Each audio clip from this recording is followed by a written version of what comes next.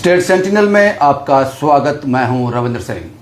ये बड़ा serious concern है जम्मू के लिए, जम्मू की जनता के लिए और खासकर गन मैन्युफैक्चरर इंडस्ट्री के लिए। बड़े गंभीर आरोप, बड़े गंभीर हाथ उन पर उठे हैं जो कल एक 417 इलीगल गन लाइसेंस बरामद किए हैं जम्मू कश्मीर पुलिस ने। तीरथ सिंह, याद होगा कल प्रेस कॉन्फ्रेंस की थी जम्मू कश्मीर पुलिस ने और 417 इलीगल गन लाइसेंस जो हैं बरामद किए थे एक अंडर कंस्ट्रक्शन बिल्डिंग से। यह बड़ा सीरियस कंसर्न है और स्टेट सेंटिनल कोशिश करेगा ऐसे कंसर्न को चर्चाओं में लाने का, ऐसे कंसर्न को डीपली इन्वेस्टिगेट करने का। सालों से, कई सालों से गन्स मैन्युफैक्चरर एसोसिएशन लगातार यह डिमांड कर रही है कि सरकार ने, जम्मू कश्मीर यूटी ने इस इंडस्ट्री को खत्म कर दिया। आपने टोटली बैन कर दिया गन लाइसेंस को। उसके बाद इस तरह का स्कैम का सामने आना, इस तरह की रिकवरी होनी वाकई में शॉकिंग है। इसलिए हमने जरूरी समझा कि हर पक्ष की इस पर राय ली जाए, उनसे चर्चा की जाए। मेरे साथ हैं गन मैन्युफैक्चरर एसोसिएशन के प्रेसिडेंट संजय शर्मा साहब। संजय जी, आपका बहुत बहुत स्वागत है। कुछ गंभीर आरोप, कुछ गंभीर उंगलियां आप लोगों पर उठ रही हैं। बिल्कुल। कल 417 इलीगल या फेक, मुझे पता नहीं मैं क्या नाम दूं इसको, ऐसे लाइसेंस रिकवर हुए हैं। इस एक एक लाइसेंस को इशू करवाने के लिए आप एक लंबी जंग लड़ रहे हैं। बिल्कुल। इतना बड़ा नंबर मिलना, सबसे पहले आप किस तरह से इसको डिफाइन करेंगे? मैं सबसे पहले आपके माध्यम से जनता को भी बताना चाहता हूं कि न्यूज आती है कि फेक लाइसेंसेस पकड़े गए हैं। पहली बात तो ये मैटर ऑफ इन्वेस्टिगेशन है कि वो फेक हैं कि इलीगल हैं। फेक लाइसेंस होता है कि मैंने लाइसेंस लिया, उसकी मोहरें भी मैंने खुद लगाई, उस पर साइन भी मैंने खुद किए। बड़े लोग आते हैं, आर्मी पर्सनल आते हैं, ठीक है जी आपके नाम का लाइसेंस बना के उनको मैंने दे दिया, वो टोटली फेक हो गया, जिसमें सरकार का कोई लेना। एक होता है इलीगल कि डॉक्यूमेंटेशन उसकी पूरी होती है। कंसर्न ऑफिस जो होता है, डीएम ऑफिस, वो भी इन्वॉल्व होता है उसमें, वहीं से इशू होता है। ये इशू करवाते हैं वो, लेकिन क्या होता है उसके डॉक्यूमेंटेशन थोड़ी सी फेक होती है। तो डॉक्यूमेंट फेक होने से, लेकिन वो लाइसेंस फेक नहीं होता, वो लाइसेंस इलीगल जरूर होता है। तो इलीगल लाइसेंस जब पकड़ा जाए वो भी उसको या तो फेक कर देते हैं या उसको कैंसिल कर देते हैं, जो कुछ भी है, लेकिन वो होता है इलीगल। तो अभी ये इन्वेस्टिगेशन ही बताएगी कि ये जो लाइसेंस इतने पकड़े गए हैं कि ये फेक है कि इलीगल लाइसेंसेस है। अगर तो ये फेक है फिर तो कोई बात नहीं, जिससे पकड़े गए हैं। तो ऐसे तो दुनिया में बड़ा फेक में बड़ा कुछ चल रहा है, जहां पे नोट भी फेक बनते हैं, सारा कुछ बनता है। तो वो तो चलो जी, उसको आप जो भी उसको सजा है कोर्ट में वो मिल जाएगी। अगर ये इलीगल है तो ये रिस्पॉन्सिबल जो पर्सन है इसके पीछे, वो क्यों नहीं बीच में आ रहा? सरकारी बाबू। ऑब्वियस है, बिना सरकारी बाबू के ये बन ही नहीं सकते। ये इंडस्ट्री जो हमारी इंडस्ट्री है, ये आज से इंडस्ट्री नहीं है, ये 1947 से इंडस्ट्री लगी हुई है। तब से यहां पे आर्म्स एंड एमुनिशन डीलर्स भी हैं। ये खबर 417 लाइसेंस पकड़े गए, आपको किस तरह से शॉक किए दिया है? ये तो हमारे लिए वैसा ही शॉक था जैसे 2018 में इन्होंने जब ये बैन लगाया था पूरे जम्मू कश्मीर में, एक लेटर के निकाल के 922 कि उसमें भी यही लिखा हुआ था कि इलीगल तरीके से बने हैं। तो उसके ऊपर 2 FIRs भी हुई थी। वो FIR कंसर्न डीएम्स के ऊपर हुई थी। इंस्टेड ऑफ डीएम को पकड़ना या उनके वहां से पूरा तहकीकात करना, इन्होंने उल्टा कर दिया कि जो आम डीलर्स हैं उनको परेशान करना शुरू कर दिया कि आपके वहां से ये बंदूकें बिकी हुई हैं, ये लाइसेंस आपने इलीगल तरीके से बनाए हैं। कि ये लाइसेंस जो जिनमें इन्होंने गन्स वगैरह खरीदी हैं, क्या ये जो लाइसेंसी होता है वो आता है, हमसे सिर्फ ये पूछता है कि तरीका क्या होता है इसका, क्योंकि किसी को भी पता नहीं होता कि लाइसेंस कैसे। हम उनको जैसे तरीका बताते हैं, गाइड कर देते हैं कि उसको ये तरीका है, उस तरीके से। चलो मैं मान लेता हूं 1 मिनट के लिए, हम इसमें भी चलते हैं कि हम उसको बोलते हैं कि इस तरीके से यहां से लाइसेंस बनता है। बनाने वाला कौन है? आर्म्स रूल किसके लिए? आर्म्स रूल में क्लियरली लिखा है, जब एक एप्लीकेशन जाती है तो it's a duty of the district magistrate to उसके जो फैक्ट्स एंड फाइंड सारे वो फाइंड करे, वो देखे कि वो बंदा वहीं का रहने वाला है कि नहीं है। अगर वो वहीं का रहने वाला होता है, उसकी पुलिस रिपोर्ट होती है। पुलिस रिपोर्ट कहां से आती है? वो नियरेस्ट पुलिस स्टेशन ही देगा आपको, जो जिस डिस्ट्रिक्ट में रहता होगा। तो अगर वो उसी के यूरिडिक्शन में आता होगा तो वो बिल्कुल इशू करेगा। तो अगर उसकी ज्यूरिडिक्शन में नहीं आता तो उसने फिर वो इशू ही नहीं करेगा। जब वो इशू कर रहा है तो ये ड्यूटी तो उन्हीं की बनती है ना।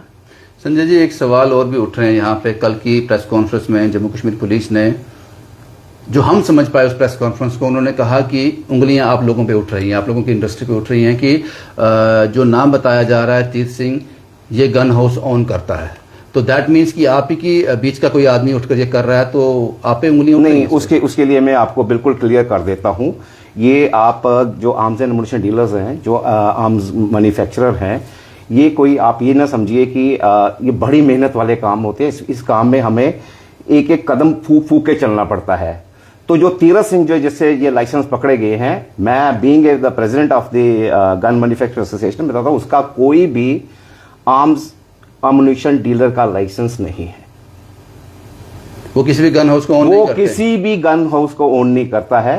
वो या तो किसी के साथ, जैसे चूंकि जैसे आपने कल आपकी प्रेस कॉन्फ्रेंस में मैं सुन रहा था इसमें आपकी डिबेट में कि वो फौजी है तो आया है, तो उसने उस फौजी के माध्यम से देखा होगा कि कैसे कैसे बनते हैं, तो वैसे वैसे वो इस रैकेट में कब से है कब से नहीं है ये हमें उसके बारे में नहीं पता है, लेकिन ये है कि उसका कोई गन हाउस नहीं है। आपको लगता है कि हमने तारीफ तो की जम्मू कश्मीर पुलिस की, कि कल हमने तारीफ की कि बड़ा अच्छा काम किया इन्होंने, लेकिन आपको लगता है कि कहीं काम तो किया लेकिन बड़ा सुस्त काम किया? 10-14 साल हो गए, ये क्या पता ये कब से चल रहा है? मैं कल जब ये इन्होंने जो कार्रवाई की है, जब मैंने उनका जो SHO भी है उनको भी मैंने सुना, जो SSP साहब थे उनको भी मैंने जब सुना सारा, तो एक दिल में एक आई ना कि नाउ हमारी जो J&K पुलिस है वो बहुत ज्यादा एक्टिव हो गई है ये सारा काम करने के लिए। मतलब कि अब वो पूरे तरह इनको पकड़ेगी, शिकंजा कसेगी। हम तो पिछले 2017-18 से ही इनसे गुहार लगाते जा रहे हैं कि ये जो टाउट हैं, जो बाहर के लोग हैं, जो इलीगल तरीके से बाबुओं से मिलकर जो लाइसेंस बनाते हैं, इनको प्लीज खत्म करिए। इनको यहां से, इनको जो कर सकते, जो सजा दे सकते हो वो कम है। इनको पकड़िए, इनको जो भी करना होगा इनका करिए, लेकिन हमारे ऊपर ये गिरती हमारे ऊपर गाज है। जब भी कोई बात है, जब हम रिन्यूअल करवाने के लिए जाते हैं, हमने जैसे होम डिपार्टमेंट में जाते हैं, कहीं से कोई जब उनसे बात होती है कि सर ये आपने काम बंद किया, खोलिए, कहते हैं आपको पता नहीं कि कितना इलीगल, आप लोगों ने कितना इलीगल काम किया। और आप लोगों ने, हमने कहां इलीगल काम किया? जो इलीगल काम करके बैठे हुए उनकी प्रॉपर्टी देखो, वो कहां के कहां, ना उनके पास कोई शॉप है ना कुछ है। बाबुओं से वो मिलते हैं, DM ऑफिस में उनकी पूरी सेटिंग होती है, सारा कुछ वो करते हैं। जितने भी, अगर हमारे ही जम्मू में हमारे ही लोग करने वाले होते तो FIR राजस्थान में क्यों होती? राजस्थान की स्टेट क्यों हमारे J&K को बोलती कि भाई यहां पे फेक लाइसेंसेस आए हुए हैं इतने ज्यादा? तो हमारे जम्मू वाले राजस्थान जाके बनाएंगे। आपको लगता है कि जो कल का ये सारा चल रहा है, ये पकड़े गए हैं, ये आपकी मुश्किलें और बढ़ा देंगे? क्योंकि अब सरकार के पास एक और पॉइंट रह गया कि पता नहीं है इतने कितने और जो गन हाउस ओन करते हैं लोग। आपने इस पर क्लैरिफिकेशन दे दिया कि कोई गन हाउस नहीं है उनका, लेकिन इनको हमने पहले पकड़ना है तो 1 साल 2 साल 5 साल और गए। ये शुरू से ये हमारी होम डिपार्टमेंट की भी मेरे को नहीं समझ आती मंशा क्या है। कोई भी बात होती है, कुछ भी होती है, मैं आपको थोड़ा सा पीछे ले चलता हूं। FIR हुई जब 2018 में DM के अगेंस्ट, गाज गिरी डीलर्स के ऊपर, काम बंद हुआ डीलर्स का, हैंड टू माउथ हो गए मैन्युफैक्चरर। ना हमारे पास लेबर रही, ना हमारी बंदूकें कहीं पे बिकने वाली ना बिके, क्योंकि काम ही बंद कर दिया होता। कोई लाइसेंस जब इश्यू ही नहीं होगा तो हमने कहां करना है? अगर ये लाइसेंस इलीगल तरीके से आर्म्स एंड एमुनिशन डीलर अगर बनाते होते तो 2018 में बैन लगने के बाद क्या ये माल नहीं अपना बेच रहे होते? कोई इन पे ये थोड़ा था कि ये सेल पर। इसी सवाल पे मैं आ रहा हूं संजय साहब, आपको लगता है कि अगर ये बैन नहीं हुआ होता, सरकार पूरी तरह से आश्वस्त होती, ट्रांसपेरेंट तरीके से अपने मुलाजमों पर पूरा विश्वास कर साफ सुथरे तरीके से ये लाइसेंस आज भी इशू हो रहे होते, तो कोई भी कस्टमर, कोई भी जरूरतमंद जिसको लाइसेंस चाहिए, वो इन जैसे लोगों के पास कभी नहीं जाता? कभी नहीं जाता, बिल्कुल नहीं जाता। अगर ये सारा ट्रांसपेरेंसी होती, हम इसको कितनी बारी प्राइम मिनिस्टर मोदी साहब के आगे भी हम गुहार लगा चुके हैं, बहुत सी लेटर्स हमने दी है। Even ministry of home affair इतनी ज्यादा हमारे लिए पॉजिटिव है, वो कहती है कि there should be proper transparency होनी चाहिए बिजनेस में, किसी को कोई इफ एंड बट वाली बात होनी नहीं चाहिए। कहने का मतलब यह है कि लोगों की डिमांड तो है कि वो लाइसेंस को ऑन करना चाहते हैं, लेना चाहते हैं,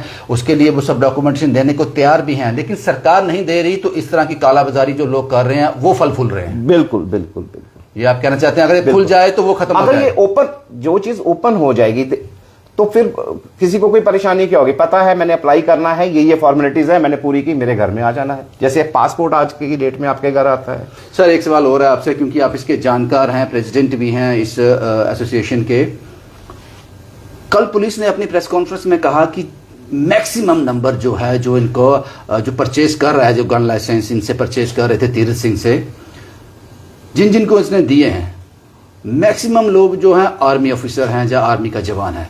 आपको नहीं लगता कि जो आर्मी ऑफिसर है, आर्मी जवान है, वो वेपन की समझ रखता है, वो लाइसेंस की समझ रखता है, तो उस पॉइंट पे आ सकता है कि ये फेक नहीं हो सकता, इलीगल हो सकता है, क्योंकि फेक वो नहीं लेगा। वो एक्चुअली मैं इसमें ये बताता हूं आपको कि जो आर्मी ऑफिसर होता है, जो आर्मी का जवान भी होता है, हाँ, वो इलिटरेट नहीं होता।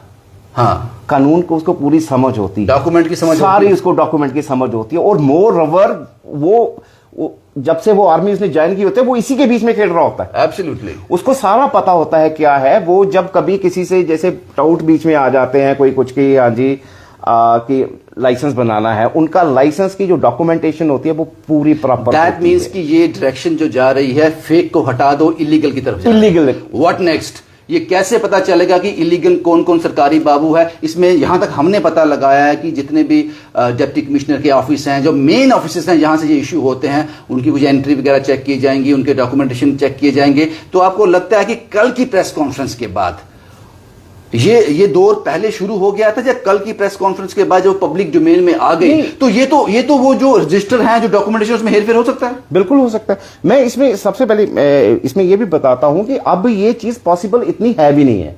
जो उसके पास जो लाइसेंस पकड़े हैं वो मैटर ऑफ इन्वेस्टिगेशन है, वो क्या है, कब के हैं, कैसे बने हुए हैं, क्यों हैं।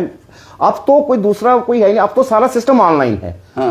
जब तक वो पोर्टल में उसकी ऑनलाइन एंट्री नहीं होगी, उस ऑफिसर की या उस फौजी की या उस सिविलियन की, किसी भी, जब तक ऑनलाइन आप आवेदन नहीं दोगे, आपको लाइसेंस मिल ही नहीं सकता। ऑनलाइन वो जाएगा उसी डिस्ट्रिक्ट, जो आदमी जिस डिस्ट्रिक्ट में होगा, जहां जिधर काम कर रहा है, जिधर रहता है, वो जब भी अप्लाई करेगा, उसका ऑनलाइन का पूरा फॉर्मेट है कि जब मैं लिखूंगा जम्मू तो मेरा जम्मू डिस्ट्रिक्ट के पास ही जाएगा, अगर मैं लिखूंगा उधमपुर, मेरा डिस्ट्रिक्ट उधमपुर में जाएगा।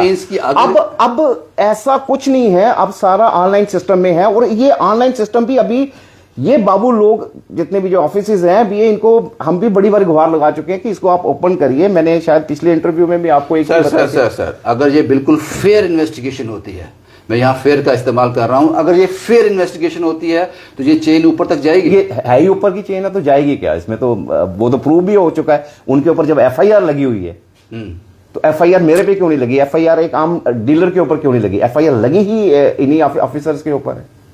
वही FIR CBI के पास है, उसी के ऊपर ये सारी इन्वेस्टिगेशन हो रही है। एक आखिरी सवाल, जो इस कल का जो एपिसोड हुआ है, इस सब में एक गन डीलर मैन्युफैक्चरर कैसे पिस रहा है कल के एपिसोड के बाद? कल के एपिसोड के बाद क्या, बड़ी देर से हम इसी चक्की में घूम रहे हैं कि होता कुछ करने वाले होते हैं बाबू लोग, जो जितने भी ऑफिसेज हैं, जो, क्योंकि मैं बोला ना कि ये जो लाइसेंसेज हैं ये इलीगल हैं कि फेक हैं। अगर फेक है तो वो खुद रिस्पॉन्सिबल है, अगर इलीगल है तो एडमिनिस्ट्रेशन इसका, जो भी जिसकी जो लाइसेंसिंग अथॉरिटी है वो उस पर इन्वॉल्व होती है, उनके ऊपर कोई एक्शन नहीं होता। लिहाजा गवर्नमेंट जो होम डिपार्टमेंट है सीधा एक ऑर्डर करता है कि बंद कर दो जी काम। आप चाहते हैं कि गन्स मैन्युफैक्चरर एसोसिएशन चाहती है कि डीपली इस पर इन्वेस्टिगेशन होनी चाहिए, जिस फुर्ती के साथ ये काम हुआ है, ये इन्वेस्टिगेशन उसी के साथ आगे बढ़नी मैं ये कहता हूं कि ये इतनी स्पीड से होना चाहिए कि जो पिछला भी जो किया धरा है वो भी सामने आए, और फ्यूचर में इतनी ट्रांसपेरेंसी हो कि किसी की हिम्मत ना हो कि ऐसा कोई काम कर सके। शुक्रिया सर हमसे बात करने के लिए संजय जी, क्योंकि ये पक्ष जानना जरूरी था, क्योंकि कल के प्रेस कॉन्फ्रेंस में यहाँ आने का एक मकसद था। मकसद ये था कि प्रेस कॉन्फ्रेंस मैंने बड़ी ध्यान से सुनी, उन्होंने कहा कि तीरथ सिंह एक गन हाउस को ऑन करता है, तो जो सीधा जो टारगेट थे ये पूरी इंडस्ट्री थी, ये सभी लोग इसमें इन्वॉल्व हो रहे थे, इसलिए मैंने इनका पक्ष जानना जरूरी समझा। इन्होंने साफ कह दिया है कि डीपली इन्वेस्टिगेशन होनी चाहिए, कल्प्रिट सामने आना चाहिए, और ये चेन कहां तक जाती है उतनी ही सफाई के साथ, उतनी ही फेयरनेस के साथ, उतनी ही स्पीड के साथ ये पुलिस के हाथ उन गिरेबान तक भी पहुंचने चाहिए जो टोटली वाइट हैं, जिनमें मैल दिखाई नहीं देती, पता नहीं अंदर से कितने मैले हैं। शुभम कुमार के साथ Ravindra Singh, the state sentinel के लिए।